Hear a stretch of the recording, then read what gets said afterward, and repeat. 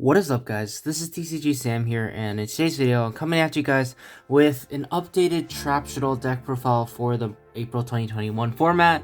And I recently updated my Pure Shaddoll deck profile, so if you haven't checked that already, be sure to do that. And my Invoke Shaddoll deck profile, which you guys can check out on my channel already. But with that being said, let's just hop straight into it. So notably, this is a more budget-friendly build. I'm not playing expensive traps like Ice Dragon's Prison and stuff, or I'm not playing Dogmaticas and stuff, personally because I don't have it, but also because I know that people really like the budget builds. So yeah, this is a budget build that it can definitely still compete. So yeah, Triple Mathematician obviously is the best budget normal summon. And here's where the Shaddoll lineups gets interesting. So first, Triple Reshadow Wendy is pretty standard, but I cut down on the Shadolls in this trap build specifically to 2 Skomata, 2 Aerial, 2 Hedgehog, 1 Beast, 1 Dragon, and then 1 Falco. So I would say these 3 are pretty okay. The double Aerial, double Hedgehog's pretty standard, but I played the 2 Skomata only because I really wanted to cut down on the Shadolls in this deck and make the traps kind of shine, because the traps are kind of what's going to make you win. And you actually have less of a focus on fusion summoning every single turn to make your plays. Obviously, you still need to go into your fusion monsters to win, but your trap cards allow you to have that grind game and just pretty much burn your opponent out of all their resources before you go for your fusion plays. And I just felt like with the fact that you played all those traps, you didn't really want to draw these Shadolls anyways. So yeah, that's why I decided to play that ratio of Shadolls. It is a little not standard, I know, but anyways, in the fusion spells, triple L Shadolls, triple Super Poly is pretty standard, but I only decided to play 1 Shaddoll fusion, and this is gonna seem crazy.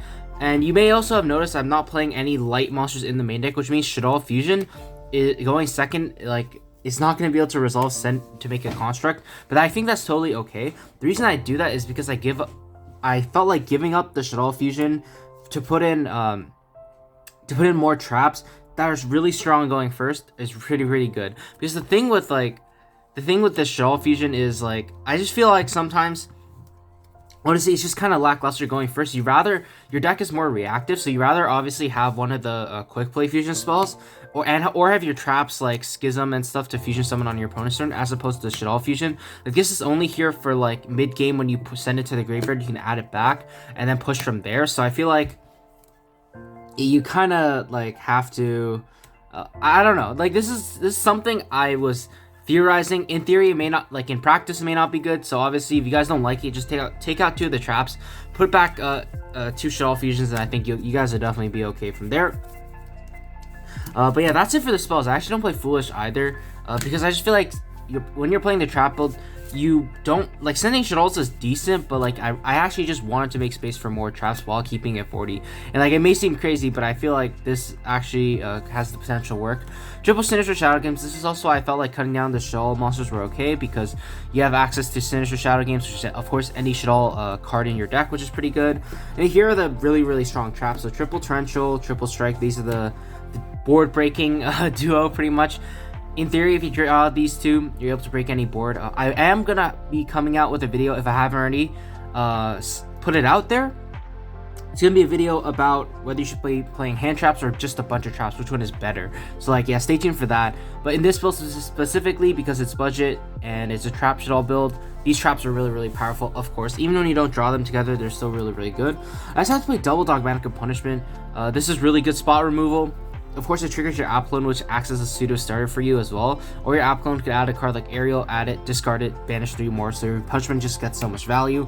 Punishment is also okay because you can do all your fusing on your opponent's turn. So after you pop their card, they end their turn. You set all your you set more traps, whatever, and you pass it over to them, and then you have fusion spells for the future. If you guys don't like this card, like I said, if you don't really agree with the Shaddoll fusion down to 1, you can play double Shaddoll fusion over this. That's totally fine. Double Dino-Miscus, this is really good. It gets those Shadolls out of your hand, especially if you don't draw a fusion spell. Like, the Shadolls don't really do anything in your hand, which is also why I wanted to cut down on the Shadolls. But even then, like, this is still a really powerful card, especially in Shadolls, because they get all their bonus effects. 1 Trap Trick, this was like the 40th card. I mean, I think it's pretty decent. That's why I decided to play double Punishment, double Dino-Miscus, because you get the utility to search that out. You can play Needle Sealing over Torrential if you really wanted to have that opportunity to search it as well off the trap trick. But of course, I felt like one was all you needed. You never want to see, if you see multiples of this, it's just completely dead. Do not want to see that. And then finally, the 4 Shaddoll traps. Rest Shaddoll Incarnation, Shaddoll Schism, Shaddoll Core. Schism becomes a lot more important because of course the fusion spell's cutting down. Shaddoll Core is pretty good. I would consider even cutting this because of course, like I said, like fusion summoning may not be like your main purpose, may not be like the main focus of this deck, but I mean that's just completely up to you. This is more of a hypothetical, like a theoretical deck that I was been thinking of. Maybe it's a little foolish to like not play the double Shaddoll fusions and just put in all these traps, but let me know what you guys think in the comments below. I feel like this definitely is okay, especially if you go first, you should be winning every game, but going second, like I guess it could be a little dicey if you don't have the fusion spells to push through your opponent's board, relying on traps. But like, of course, that's just one of the weaknesses of the trap Shaddoll deck, but I still feel like it definitely still can be really good. But yeah, that's it for the main deck. Getting onto the extra deck, double App Clone, you need 2 because you're playing Punishment, and because this card is just so good. Double Winda, pretty standard.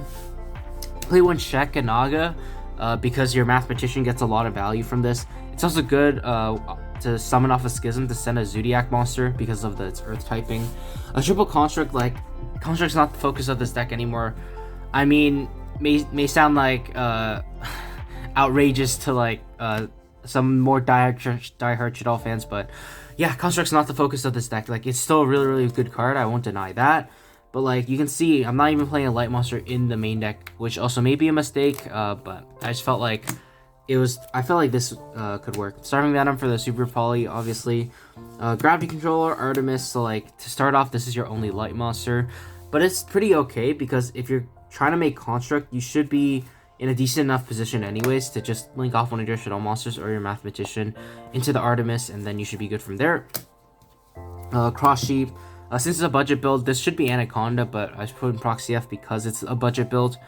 Maybe Shaddoll Construct, like the Link 2 is more correct, but either way, you can put a Fusion Outlet Link monster here, because if you're at the point where you have all those monsters on the field and you're linking up into this, you should probably just be winning anyways. Nightmare Unicorn to bring to turn the Cross Sheep and whatever you bring back into this, and then Borosor Dragon since it's pretty cheap now and it allows you to go for game. But yeah, that's going to do it for the deck profile. Let me guys know what you think in the comments below. I know it's a little different and not very standard. Some of you may disagree with the choices, which is totally okay. I'm not claiming that this deck is perfect or anything. It's definitely more of a theoretical based deck that I was trying to think of. In my head, like it seems like it'd be okay cutting down the Shaddoll fusions, but maybe that's a mistake.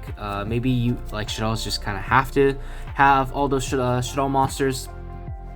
Because like fusion summoning obviously is the way they win the game, but I still feel like this could definitely work. If you guys want to see some duels with it, do let me know. I should have some coming out in like the video I mentioned where it's like traps versus hand traps. Like the duels that are playing in the background should be with trap Shaddoll and hand trap Shaddoll, so yeah, stay tuned for that if I haven't come out with it already. But yeah, that's gonna do it for me, guys. Hope you guys enjoyed the video. If you did, let me know what you thought in the comments below. Be sure to leave a like, comment, subscribe, because it really helps keep me motivated to keep posting more videos like this. And with that being said, I will see you guys soon. Take care.